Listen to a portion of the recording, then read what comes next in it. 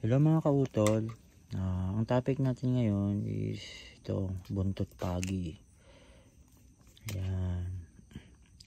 So siguro naman lahat tayo narinig na natin to sa mga matatanda, sa nanay, sa mga tatay natin. Ayan.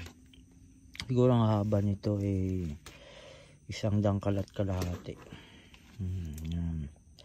So may mga paniniwala na ito daw ay mainam na pangtaboy o pangontra sa aswang.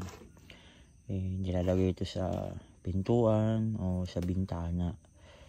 Kaso ang proseso daw nito pagkukunin mo daw ito sa pagi, pagkaputol, papakawalan mo. Kailangan hindi mo siya papatayin. Kailan ibabalik sa dagat yung mismong pagi. Yan. So itong pagi na iniingat-ingatan natin. Yan. Okay mga kautol, hanggang dito na lang ang video natin. Salamat.